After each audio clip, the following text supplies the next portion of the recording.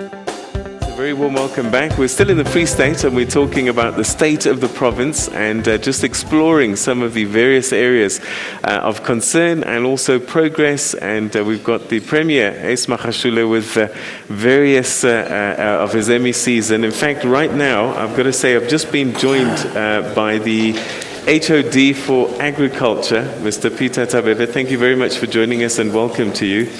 And I actually want to come to you straight away because agriculture was seen as one area that the Free State could contribute in terms of reviving the economy, not just of the Free State, but the province, not just of the province, but the country as well.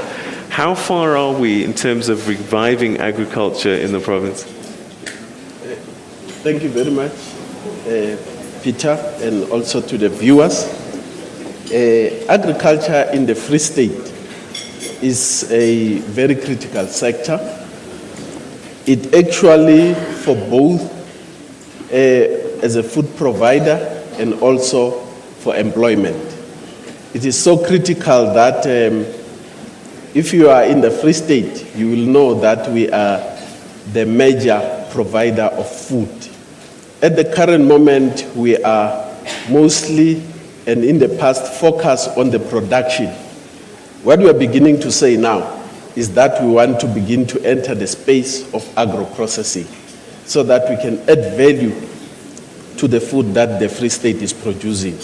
So as a breadbasket, we are saying to increase employment opportunities in the Free State, we must begin to add value and process the food that we are distributing in the country and also to other countries. So that is very critical for the Free State as a major or as a granary. 20 years down the line, why hasn't it happened already?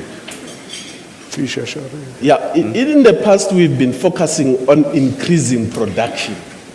Now, increasing production we have achieved quite a lot. And we are saying with additional investment, with partnership with the private sector, with partnership with the Chinese and other countries who are interested in investing and improving agro-processing, we are saying we can increase and improve on that.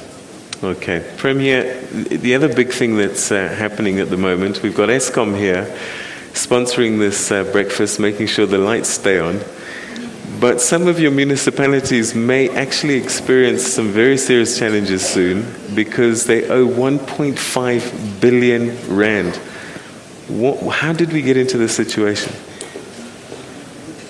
Well, I must say thanks to Eskom. Is one of those entities of government, and I don't think people always understand what is happening. We should remember that Eskom in the past used to give electricity only to the few, and now Eskom is giving electricity to millions and millions of South Africans who never had access to electricity. It's just like in health. In the past, when we were giving people medicine, it was only few.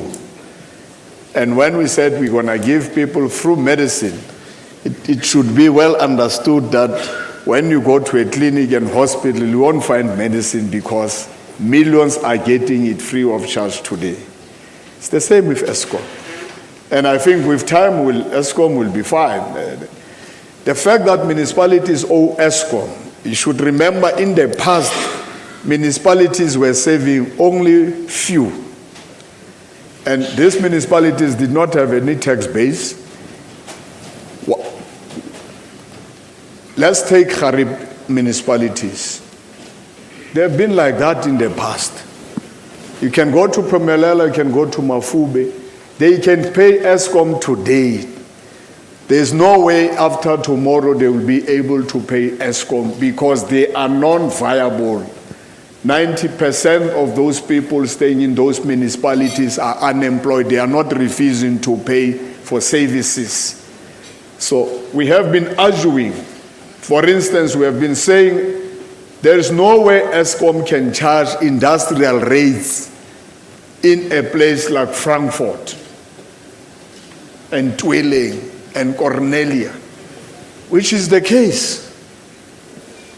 So it's not just this thing of here you owe Eskom. I can tell you, you can pay Eskom tomorrow, you still owe Eskom even tomorrow. we must address the challenges of non-viable municipalities, I argue. And only those who say these municipalities are not paying, I've always challenged them to say, Honorable Sir, we can make you a mayor tomorrow. Honorable Sir, you have not stayed in the township, you have not been disadvantaged. You don't understand that the majority were marginalized. So those who argue that the municipalities must, even government departments owe municipalities, but how much do they owe municipalities? Because the billing systems of almost the entire country is not yet in place. If municipality one says a government department owes them so much, we say proof. They can't. So we have serious challenges in terms of the system. And the solution is not to cut. Because if you cut, you then say those who are paying, you are demotivating and discouraging them to pay. We must sit down, talk, and address this challenge. And I'm still saying, those who argue that municipalities must be cut off, those who have not paid, I'm saying they don't know what poverty is. They don't know and understand local government system. And I'm challenging those who are arguing, those who think that these municipalities are not doing anything, to come and become mayors and municipal managers in this province. They will never succeed. Okay. All right. Well, it is interesting, but Eskom has to run a business at the same time, Premier. And I just wonder if we could ask the Free State Operating General Manager, Mayor Lindy Mtombeni, how do you balance this challenge of the municipalities have got this enormous burden, this enormous task that they have to deal with, but at the same time, you have a business to run and one that's got to keep the lights on for the rest of the country. How do you meet each other? Their business is different. If I could ask you to stand so we can get a camera to you. Thank you very much, Peter. I think I'm put on the spot, but Yes. I will try as much as I can to respond. I think I appreciate the challenge that the Premier has stated with regards to the municipalities. We have, in fact, if you remember in the past, we had similar challenges with SADLEC. We were able to look at the tariffs, how the tariffs were structured to actually see and make sure that they were able to recover what they are selling to their customers. We have made ourselves available to say, even with the municipalities, we can be able to look at those tariff structures and see what we can work out. But for me, I think besides that, the citizens of this country need to make sure they pay for what they are using. Those who can afford to. Yes. I think you might find that the people who are really not paying are some of the people who can afford to. Yeah. Our plea is to say that, Eskom is a business. They need also to be able to recover the money so they can be able to service. The biggest challenge is not only the municipalities, even our own industrial customers, some of them are not paying for electricity. So the problem is bigger than just the municipality. So I think even within the municipalities, those who use the electricity without paying, it is destroying and damaging, the economy of that particular municipality. Thank you very much. All right, thank you very much indeed. Okay, we're going to take another quick break, and then when we come back, we're going to start wrapping up, getting the last few questions in.